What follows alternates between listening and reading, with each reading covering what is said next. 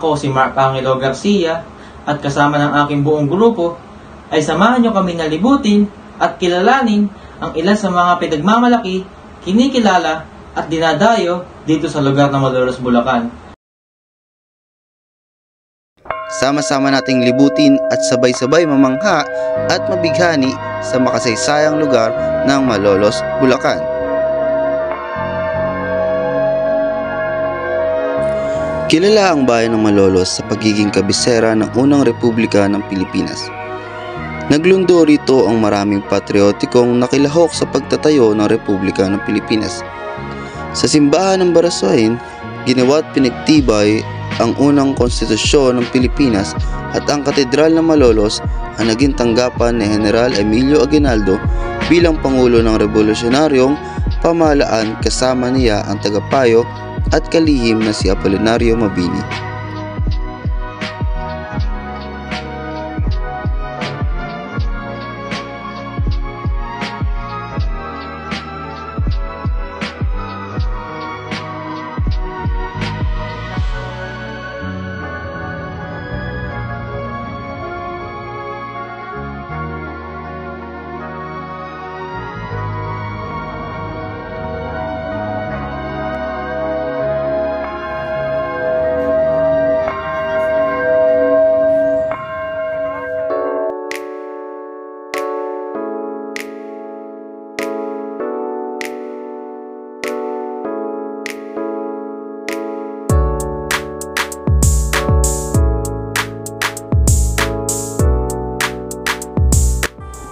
Ang makasaysayang puno ng CR o mas kilala ngayon bilang Kalayaan Tree ay matatagpuan sa harap ng Katedral ng Malolos. Ang punong ito ay itinanim mismo ni General Emilio Aguinaldo. Ayon sa sabi-sabi, ang punong ito ay naging saksi sa maraming pagpupulong na naganap sa pagitan ng mga tauhan sa ating kasaysayan. Ilan na dito ay sina Gregorio del Pilar at Isidoro Torres. Ngayon naman ay halina at tumungo sa Casa Real Shrine na naging National Printing Press noong Malolos Republic. Ang Casa Real ay isa ito sa pinakamatandang estruktura na makikita sa lungsod ng Malolos. Naging tanggapan rin ito ng Gobernador Silio noong panahon ng mga Kastila at dito nilimbag ang La Independencia, El Heraldo de la Independencia, El Heraldo de Revolution, Kalayaan at Kaibigan ng Bayan. Sobrang laki nga naman ng ginampanan ng Casa Real Shrine sa kasaysayan, hindi lang ng Malolos kundi ng Pilipinas.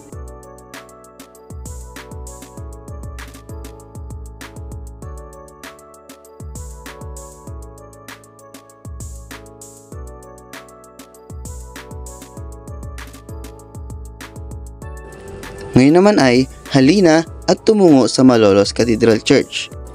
Ang konbento o ang Malolos Cathedral Church ay naging Presidential Palace noong tanghali ng September 10, 1898 nang dumating si General Emilio Aguinaldo at ang kanyang mga tauhan sa bayan ng Malolos. Nakalimbag sa panandang pangkasaysayan na matatagpuan sa Malolos Cathedral ang mga katagang Malolos, landas ng pagkabansang Pilipino noong 1898 hanggang 1899 na kumikilala sa mahalagang papel na ginampanan ng Malolos, Bulacan bilang saksi sa pagkabansa ng Pilipinas sa kauna-unahang republika sa buong Asya.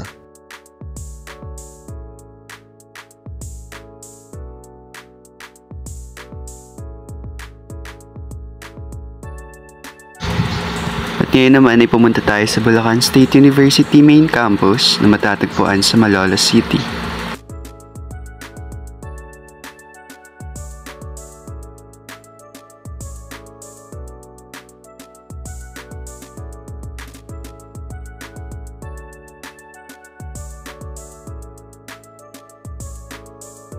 Ang Bulacan State University o mas kilala bilang BSU or BULSU ay isang pampublikong universidad na matatagpuan sa Bulacan. Nagsimula ito bilang sekundaryang paaralan na pinapatakbo ng mga Amerikano.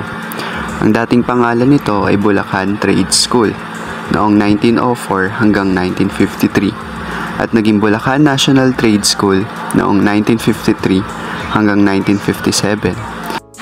Naging Bulacan School of Arts and Trades naman ito noong 1957 hanggang 1965 at Bulacan College of Arts and Trades noong 1965 hanggang 1993. Sa pamamagitan ng paglagda ng dating Pangulong Fidel V. Ramos sa House Bill 461 noong December 30, 1993, ay naging Bulacan State University ang Bulacan College of Arts and Trades.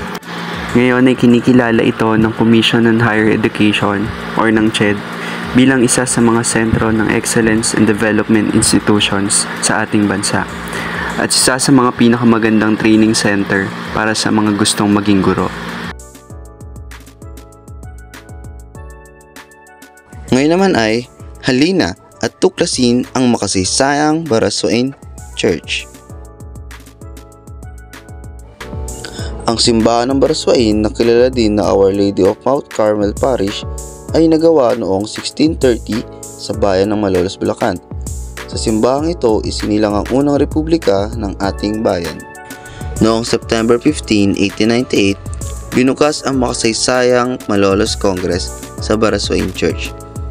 Sa pagtitipong iyon, inihalal sila Pedro Paterno, Benito Lagarda, Gregorio Araneta, at Pablo Campo bilang mga opisyal ng Malolos Congress. Naganap din ang pagtibay ng proklamasyon ng kalayaan noong September 29, 1898. Ang simbahang ito ay siyang ginawang lipunan ng Kongreso Revolusyonaryo na pinasinayan noong ika-15 ng Setyembre 1898. Si Pedro Paterno ang naging pangulo.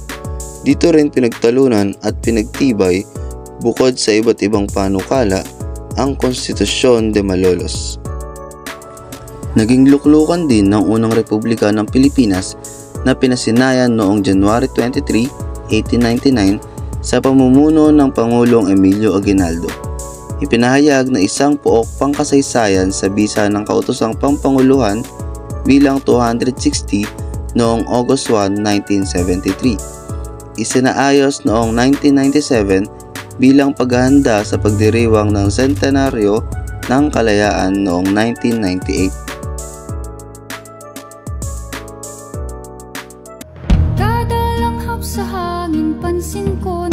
Bilang isang Bulakenyo, nakaka-proud isipin or malaman na sa bayan natin or sa bayan ng Bulacan ay merong isang lugar na hitik sa kasaysayan. At yun nga yung Malolos, na dapat tinitreasure natin kung ano yung kasaysayan na nangyari doon.